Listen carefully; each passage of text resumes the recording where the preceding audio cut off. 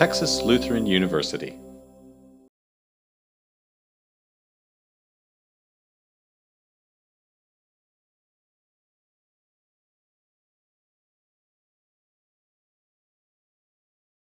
Good afternoon, happy Friday. I am here today to talk to you about your marketing piece, your promotional literature, your introduction to most opportunities, employers, scholarships, and it's commonly referred to as a resume. Now, the resume is a little bit different from a curriculum vitae. So if you're going on to graduate school, your vita is going to look a little different than the resume that we're going to talk about today. But many of the principles that we're going to discuss will be the same. So since you're all just lovely, just studious students all ready to take notes, let me give you something as a handout. And while that's going around, we'll ask some questions and you can kind of talk back to me. How many of you have already developed your resume? Okay. So this question all of you can answer, which is, what do you find most nerve-wracking, disturbing, interesting, difficult, whatever about a resume? We need more? Yeah. What's hard about writing a resume? Yes, sir. Remembering everything that you've done and you didn't write it all down. Yes, remembering everything that you've done when you didn't write it all down. You know, so if some of those things that you forget about are club memberships, how many times you did Day of Dogs service and things like that, then you actually here at TLU have a co-curricular transcript that you can print out. And it'll actually tell you when you were a member of a club and when you participated in certain events. If you come to a job fair, not that you need that on your resume, but if you come to a job fair, that's actually going to show up on your co-curricular transcript too. So there is a way to find that information. What's something else you might forget about that you didn't document? Start dates about jobs that you've worked beforehand. So since I was you at one time, and then I'm actually still considering getting another degree. It's this disease when you're in higher education. You just constantly think about whether or not you're going to go get another degree or an advanced degree. Like, do I want somebody to call me Dr. Henry one day? I would like that. I would like that. I just don't know that I want to go get my PhD in what I would research. So therefore, I'm not on that track. But, you know, in terms of the dates, like you, I thought of things in semesters.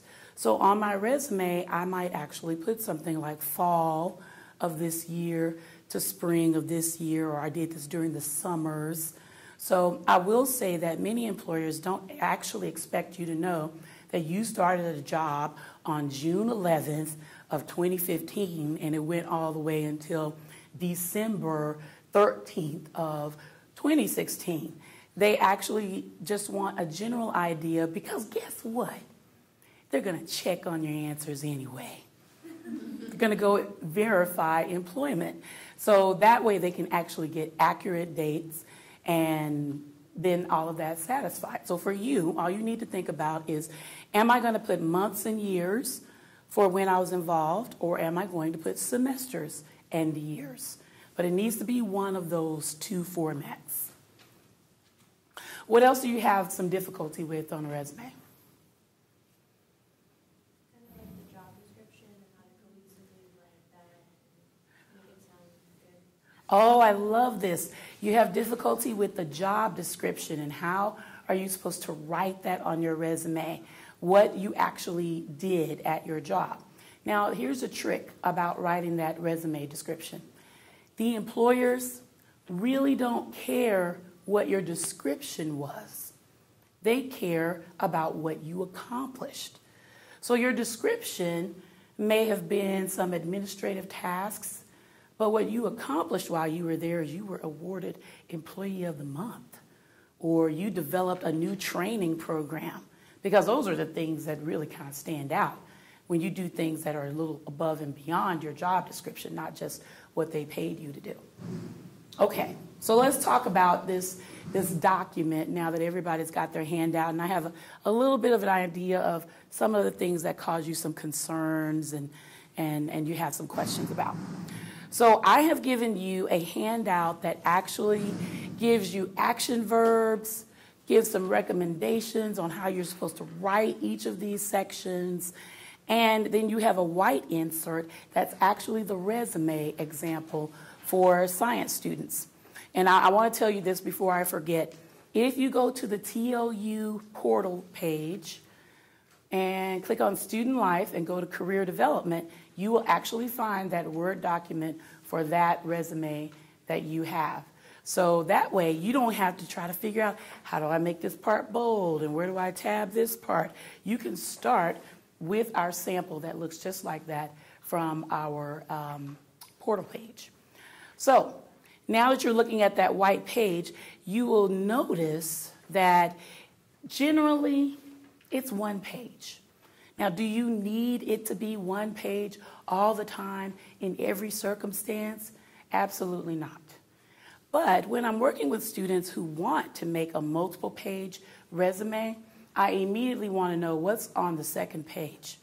Because if the first page has your education, relevant work experience, or research projects, or things that you're interested in, then what is it you're putting on the second page?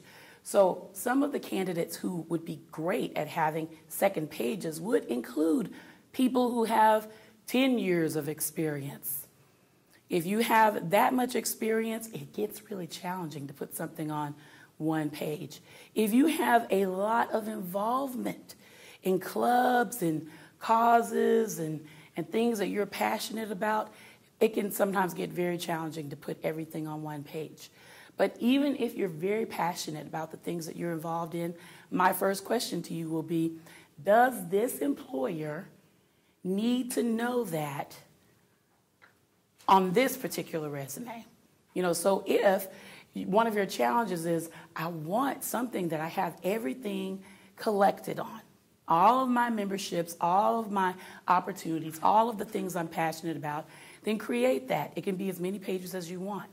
But the one that you send for the scholarship or the job or to graduate school needs to have selected things on it. So that's the reason I opened my presentation by saying, this is your advertising piece. This is promotional literature. And when people advertise things and companies advertise things, they select certain messages. For example, there are certain things that catch my attention in a real commercial, which I rarely see these days on television because I avoid them at all costs. But I do watch a lot of YouTube and I still get to see commercials. Now, what I do pay attention to are things that advertiser has crafted to hit me as a demographic. And that's the way your resume behaves. So in real commercials, for me, if you put a baby face in the commercial, I will look because I just think they're adorable. I want to see the baby. If your commercial has a hard-hidden baseline track of music playing, I will absolutely stop what I'm doing, like, what is that? Because I enjoy music with a lot of bass. It's something I feel like I can dance to. I was like, that sounds fun. What's that? So when you write your resume, that's the reason you're going to select what's on there, because your audience is dictating what you're putting on that resume and how you craft it. So let's start at the very, very top of your advertising piece. Every ad needs strong indication of the product. Therefore, we need your name on there. Believe it or not, I have critiqued resumes where people have done all of this effort to create the perfect message and they actually forgot the product name. So you want to put the product name on there, which is you. Now, the size of that name should be anywhere between, 14-point font to maybe 18-point font. Some people do 20, but it should be prominent, just like in any good commercial. We should know what you're selling. And then we need good contact information. Where can we reach the distributor of this product? So therefore, you have to provide either a very good cell phone number or an address or an email address that you want to use. Now, the address is a little bit optional, just depending upon where you're applying for jobs. If you're here in Texas, applying for a job in Montana, the address is really good to have on your resume, but I might actually recommend you do something else with your address because they might be concerned about the fact that you're all the way in Texas trying to get a job in Montana. But that's something that we can talk about. But that phone number should actually be a great phone number to reach you. If it's your cell phone, that's great.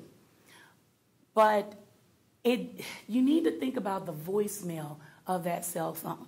Because I called someone that I thought was our student worker on the phone yesterday, and I got something like, hi, you've reached some initials and a cutesy name like, puppy lover.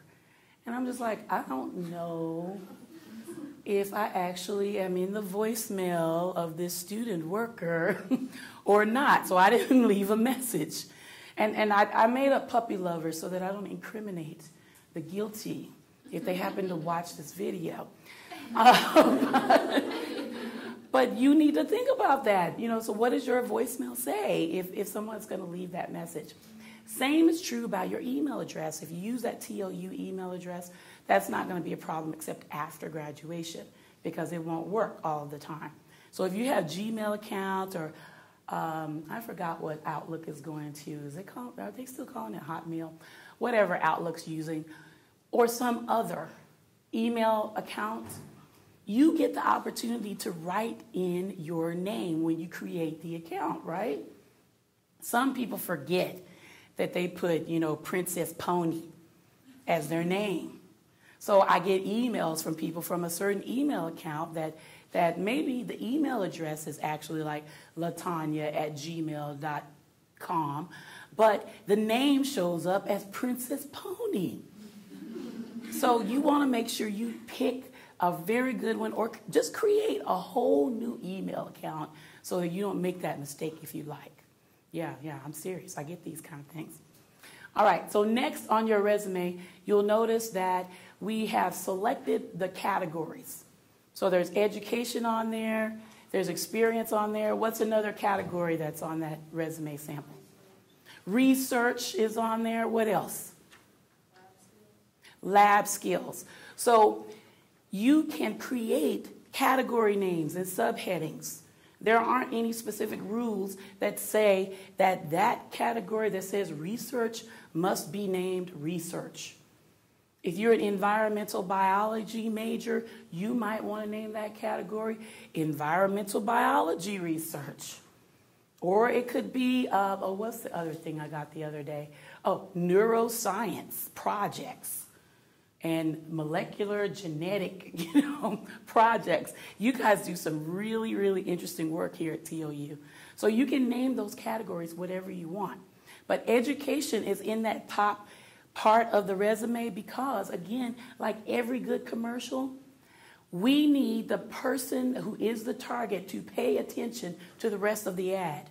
So if you do not lead with your education, which typically is going to be your qualification for that job, then you're going to lose the interest of your reader. That's if a real human being is reading your resume, you will lose their interest.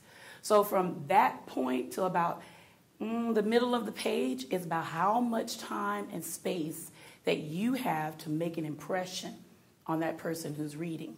So that's the reason why you select certain things to go in the top half of your resume. So education is there. Now notice that this sample resume has an actual degree title. If you don't know what your degree title is, this lovely thing they gave you when you first started coming to school here has the name of your degree in it. In a lot of ways, this is like a contract the university made with you for your degree. Like if you came in on this particular catalog, then the requirements in this catalog is what it's going to take for you to get your degree. So you want to know what is the exact name of your degree and put that on your resume. And then I often get the question about that date that's on there, the graduation date. You don't have to use words like expected and anticipated. If it's a future date, if your employer has any good sense, they know that that's anticipated. Now, if they don't, you should reconsider seeking employment with them. Now, also in the education section, you'll notice that you can put a lot of other things. If you ever see other resume examples, they'll have GPA, they'll have selected coursework, and that can be very helpful for you. Ms. Henry has a BBA in management, and to get my management degree at my institution, which I graduated with that in 1995, but to get that degree, I had to take, as I counted it up later, 8 math-related courses to get my bachelor's degree in management. I put 2 math-related courses on my resume because those were the ones I liked.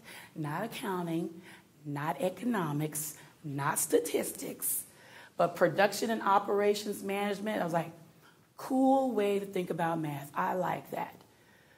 Labor negotiations and contract negotiations, that's on my resume. That was a cool way to think about math. So those were the courses that I selected for my coursework under education. And you can do the same because not every degree across the country is created equally. So by listing your coursework, you give that reader an opportunity to know what was so fabulous about this TLU degree that you received. And if you need help with that, again, you can refer to your catalog or your degree plan or your degree audit the closer you get to graduation. So those are some things you could put under education. What are other things people might put? They might put study abroad and things of that nature under education. Really, people will make all kinds of decisions about what they want to be in the section called education. So there's a lot of different ways we can work with that. Now, what's the next section after education? Research. Okay, how many of you have done research yet? Okay, do you mind sharing what your subject was of your research? Did the Western Ranch Project over the summer here? The Western Ranch Project. Now, for those of you who don't know, Ms. Henry has been here 11 months. What is a Western Ranch Project? The Western Ranch Project is the botany and ecology research that happens over the summer. This year we had 3 different students and we worked with Dr. Gusterson and Dr. Levens. We went out to the Western Ranch, which is a little north of Seguin, and we collected different plants, took a look at the ecology, and then we compiled all of the data that we found into a database. And we also used molecular research to look at the Euphorbiaceae family, which is the poinsettia family. That is awesome. That is so awesome. Have you rehearsed this description about the ecology of the okay, fantastic. Is it written on your resume somewhat like that? Not yet, but it's in the Word document that's like the copy and paste add-on. But it's in the Word document. So just listening to some of the things that, what's your name? Maddie. That Maddie mentioned, I immediately was kind of processing, how would I put that on the resume? So the fact that she mentioned that we conducted some research, she mentioned something scientific about whatever that family was, that's the poinsettias. I was like, great, that's something you should put on your resume because people in the field will understand that. But the things I immediately took note that you could leave off of your resume, she doesn't have to list the names of the professors involved with that project. She can actually just describe that she assisted these professors or faculty members with the research, or she was in charge of certain parts of that research, and that's how it would go on her resume. Now, those lovely faculty members that were a part of the project can be on your reference page.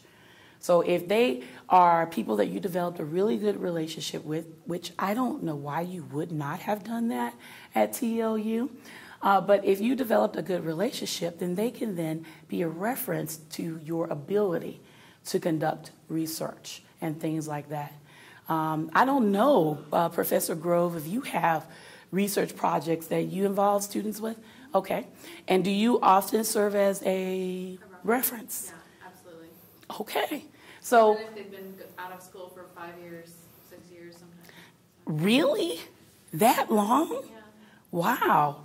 So this is the benefit of having some great relationships, but that's the kind of information that you're going to want on your resume about your research project.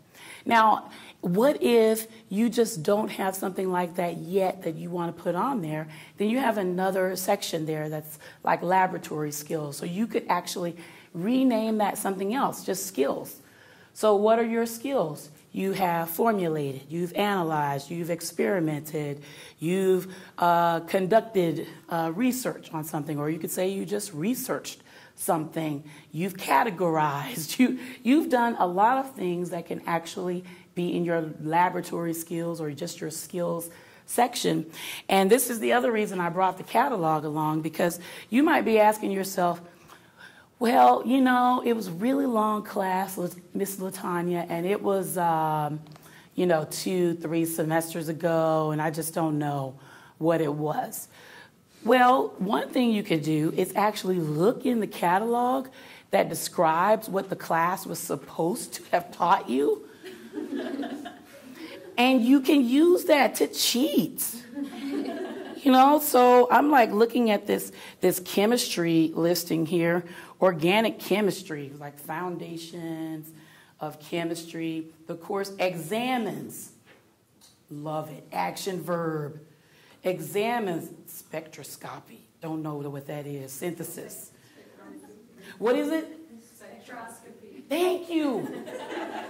Spectroscopy. I said it right that time? Yeah. See, nobody knows everything. See, you're already an expert.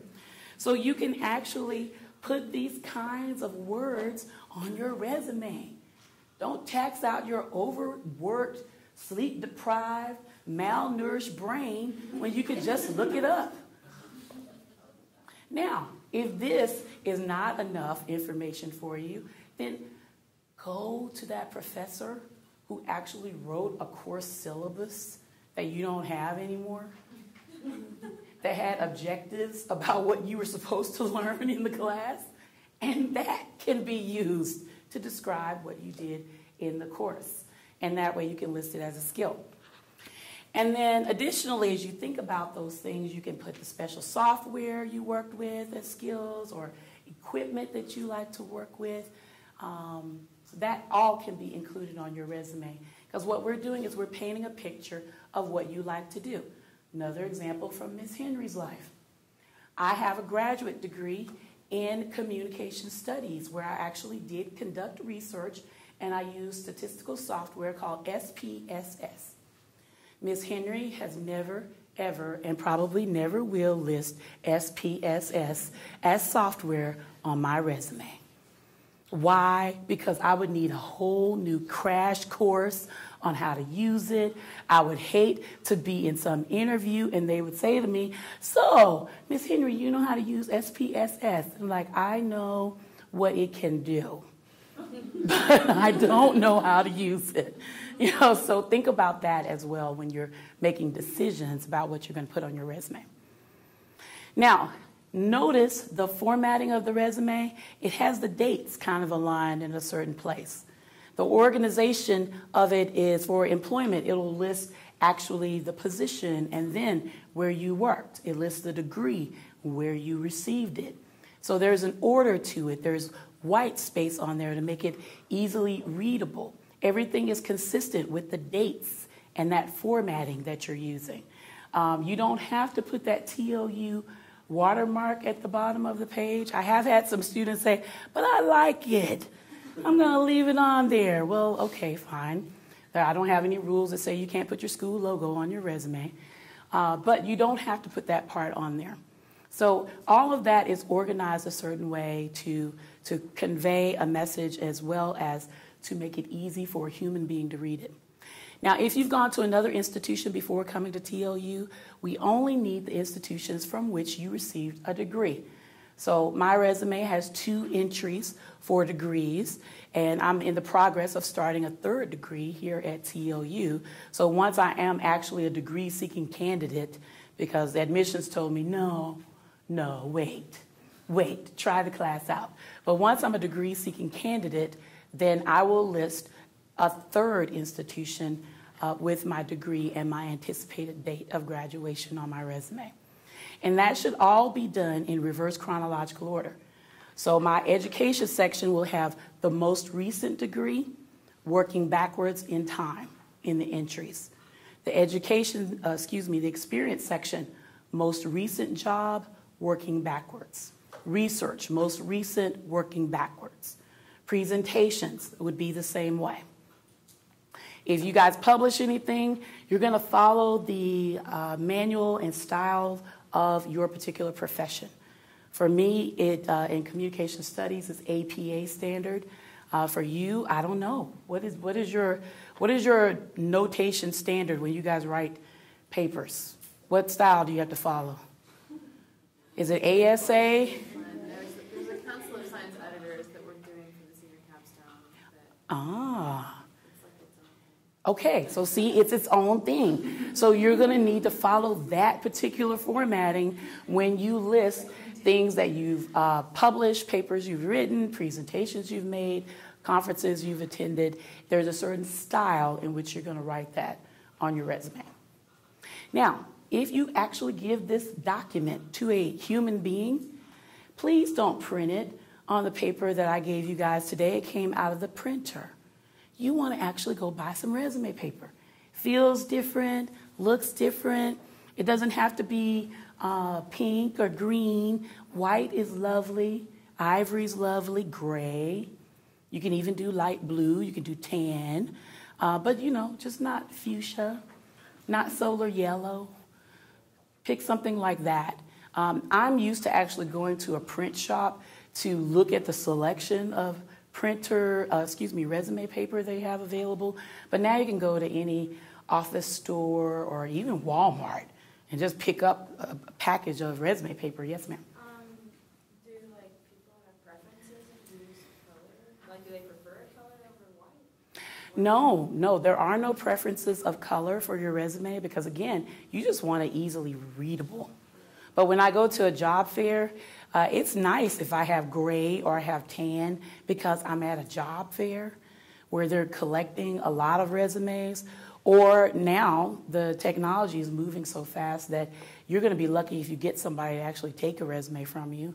Many of them are just going to refer you over to a website at a fair. But I have known students who've told me they've gone and done internships or they've developed some great relationship while they were out doing research. And then someone who can actually employ them says, hey, why don't you give me your resume the next time you're here?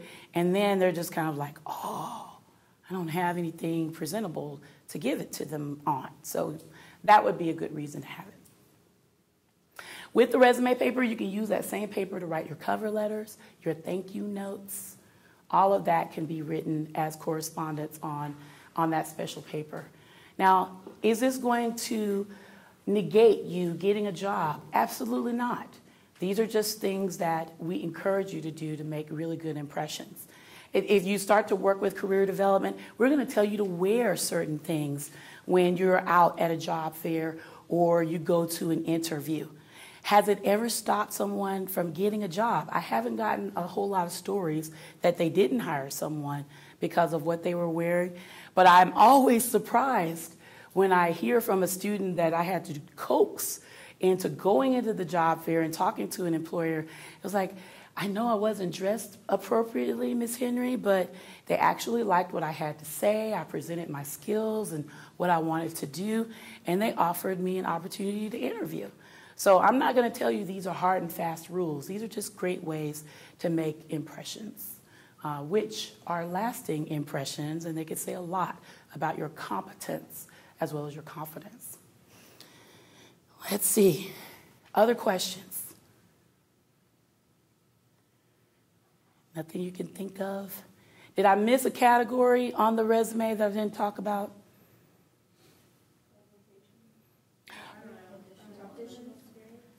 Additional experience, thank you. So I do encounter this a great deal with college students, that sometimes you don't have employment related to your career field and what you want to go into. So with additional experience, it gives you an opportunity to actually list jobs that you've had while you've been in school. Now, this is of benefit because if you have not been able to maybe do some of the things that you wanted to do, or your GPA isn't a 4.0, then at least the person reading your resume will understand that you've been doing some other things. Now, for me, in my additional experience section, because I do have it on my resume, it's one line for every additional job that I want to put on my resume. So I actually list the job title, where I worked or for whom I worked, because I did work for a federal congressman, and I still keep that on my resume. And then I put the dates that I was employed there. It's just one line. Now, the reason this works for you is because I hate to see you struggle, and the employers really don't want to read this information, that when you're a cashier at HEB, people are like struggling to come up with these bullets to describe what you did as a cashier.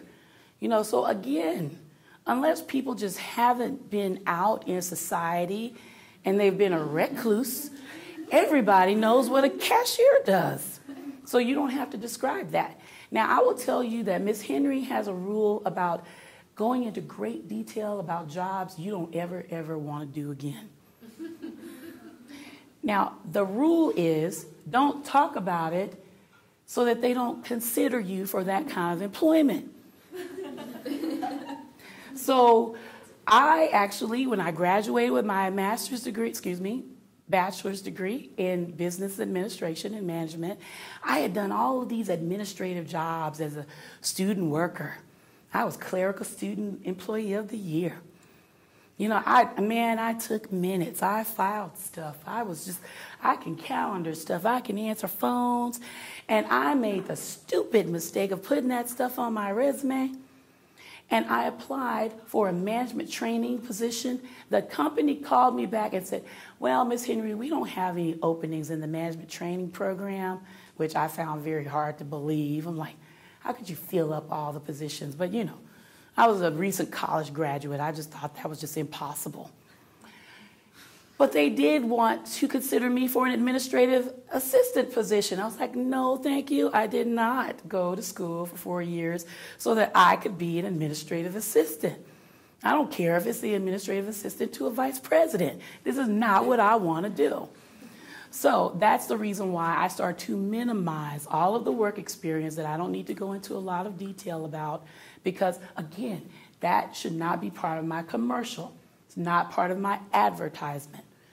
So I've talked to you a little bit about things you should put on there, things you should take off, because, again, it's not a pharmaceutical drug commercial, so we don't tell people about all the side effects and the bad things about us. You know, so because sometimes I read resumes where people say fluent in Spanish, and then they have something like proficient in Word, which just means I barely know how to use it. You know, so when you use descriptors like that on your resume, that always makes me question, do I really need for you to put that on your resume? All right, now, what you don't have an example of is if you do happen to go to a second page. At the top of your second page, you're going to put your name and the continued page number. So for mine, it just literally reads LaTonya Henry, comma, continued. Sometimes it's LaTonya Henry, comma, page 2, because I now have a 3-page resume. And that's all you would need to do on that second page. Your reference page is going to look just like your resume page with the header. So it's going to have all of that information about you, and then there's nothing special to the references. All you're going to do is put the name of your reference, Dr. Danielle Grove. You're going to put her title. Oh, let's see, you have tenure now. Do you have a special title? I do. It's associate professor. Associate professor. So we'll put her title, Associate Professor, Texas Lutheran University, on the next line. And then the line after that should be how to get in touch with Dr. Grove. her email, and then you could put a phone number if there's a good phone number. Now, a lot of references can be done by email, but I always put phone number and an email. And I've started just leaving off the address. I don't put the address of the university just because it's just not something that's commonly done now to do reference checks, is to mail something to Dr. Danielle Grove so she can, give a reference. So a phone number and an email will work. Yes? So you're saying like put it online, like Dr. Danielle Grove, Mm-hmm. next line underneath it, like associate and just Yes. Yes. So it'll look like poem stanza. Yes. Just like that. It doesn't have to be bulleted. Just put it line after line after line, hit a double space, do the next entry. And you want 3 to 5 references for you. And we use odd numbers just because most employers need odd number references. They don't go with, I don't know what it is, they don't go with even numbers. They don't say, we call 2 of the references. We call 4 of the references. They need something to break a tie. Now, what I think is really interesting is if you list 5 people, hopefully all 5 of those people are going to say something good about you. But also, if people are busy, or they're out of town, they're sick, if you give us 5 references, then we can at least reach our magic number of 3. We have 3 good references on this candidate. Okay. Do you title that page references, or do you use your name and then references? Oh, yes, you can put your name, and then in the center of the page, you can just type references. Doesn't have to be a certain size, and then you list the references. And you'll notice, I didn't tell you on the resume that you should put at the bottom of it, references available upon request, because that's just taking up space. Because, ladies and gentlemen, if the employer wants references, they will request them whether you gave them permission or not. Yes, ma'am. Okay, so a long time ago, I was working at a pool, and the manager that I last worked under didn't work there anymore. So what happens if your former employer or boss doesn't work at the company that you used to work at? Can you still use them as a reference, even though they might not have documents or anything related to when you were working there? Yes, I love this question. It's a great question. Can you use an employer that is no longer at the organization or company as a reference? Yes, you can. My reference page has a retired associate director on it because I still keep in touch with her. As a matter of fact, she just called me a few days ago, so I need to call her back. But I list her name, her title, and she was at Texas State, and I list her current phone number. But next to her title, I actually put in parentheses that she's retired. And there's a way that we can work on that, for your particular reference. But that would be the reason that you would list it that way. You want to list who they were when you knew them.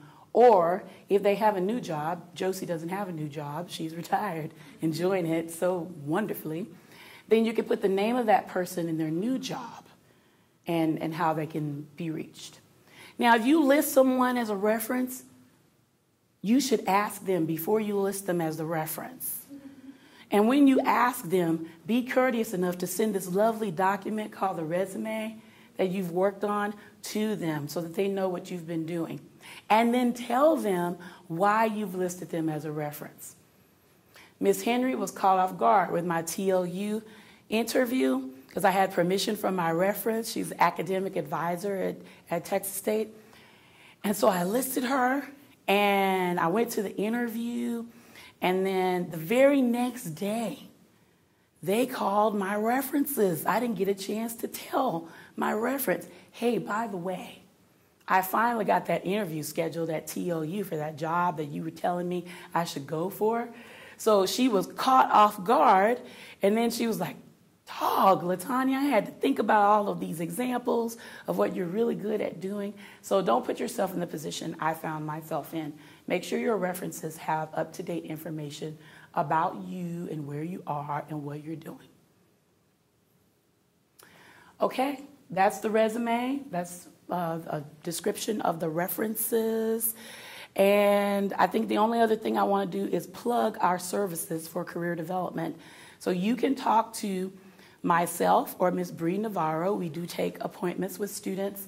We are perfectly willing to talk to you about graduate programs. We will practice interviewing with you.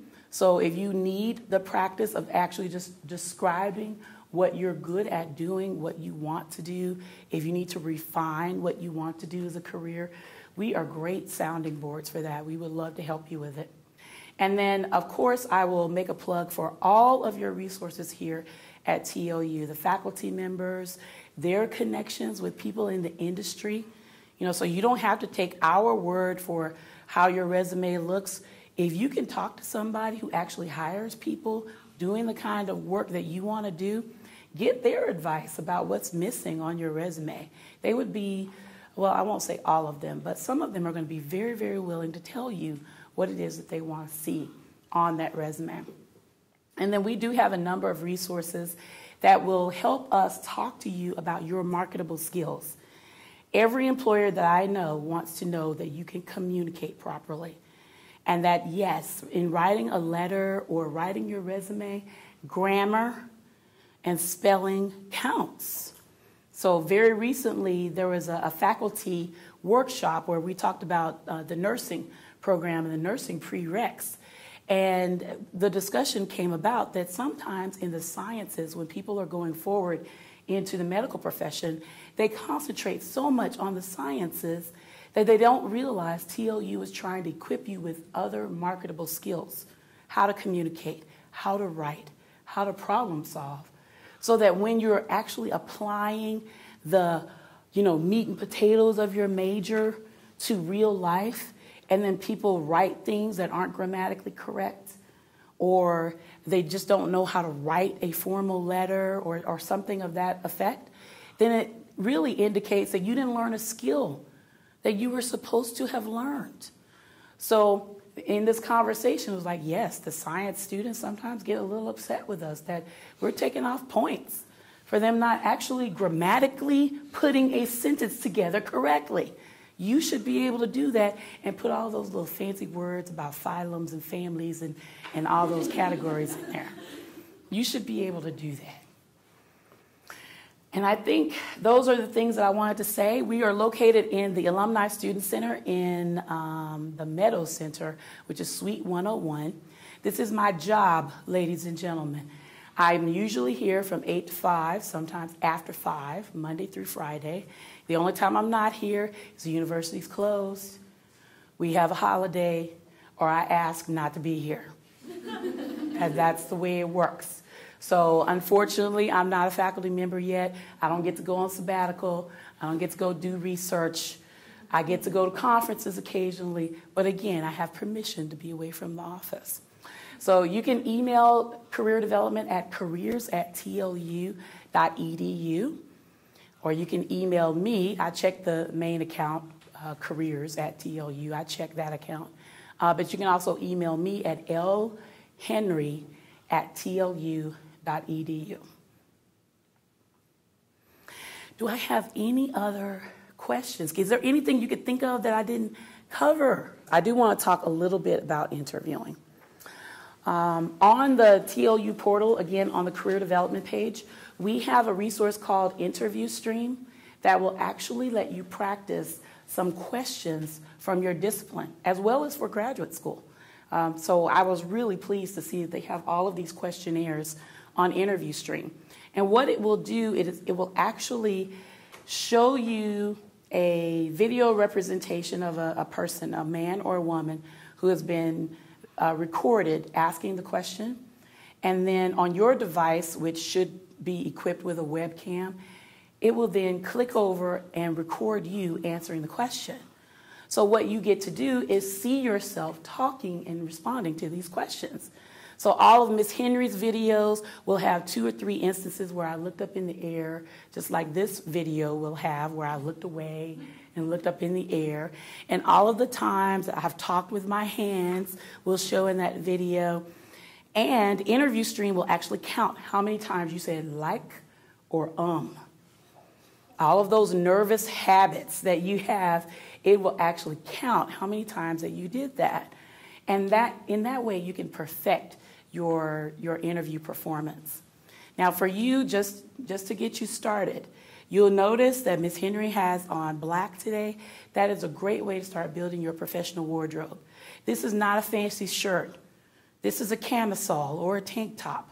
And I have put over it this lovely, lovely sweater I bought from JCPenney's on clearance.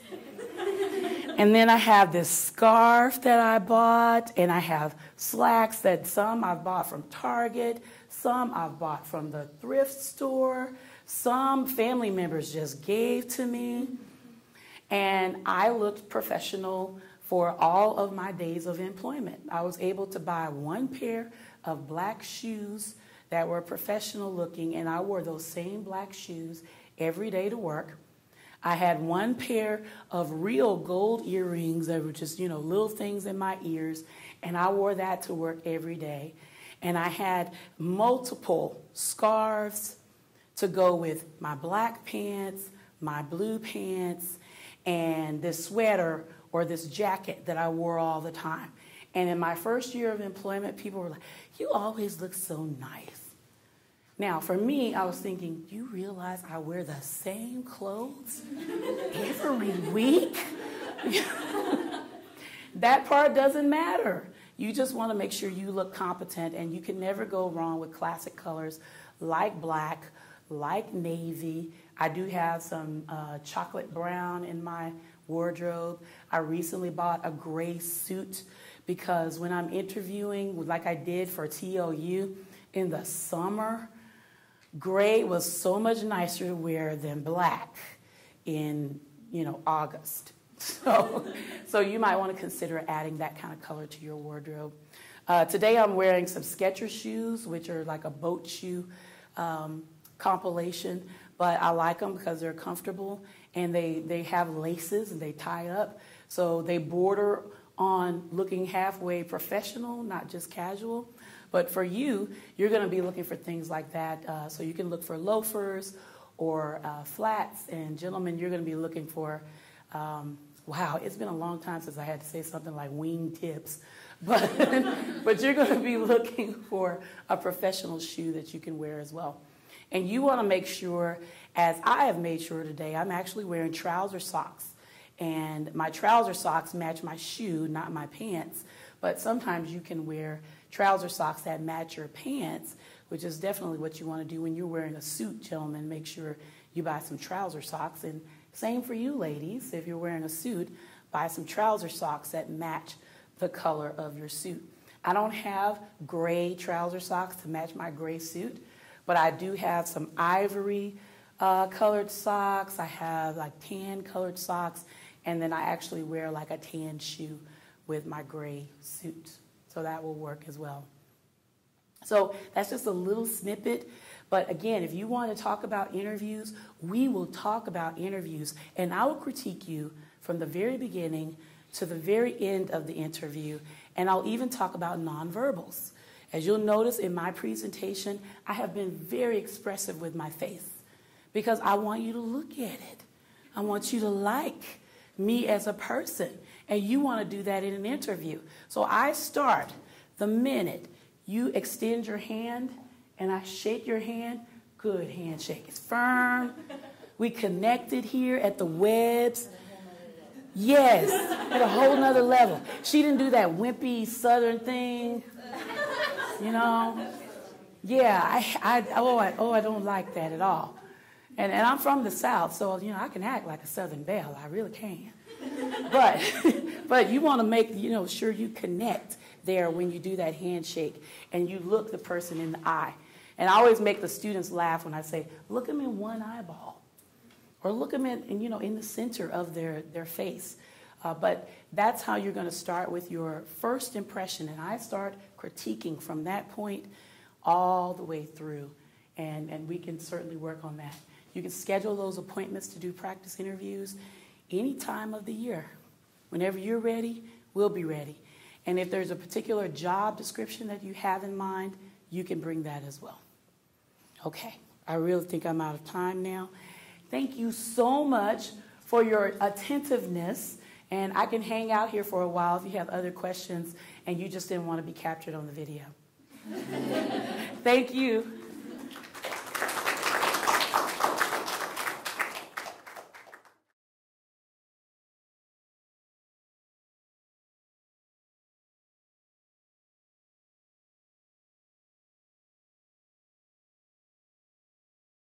For more information, please visit tlu.edu.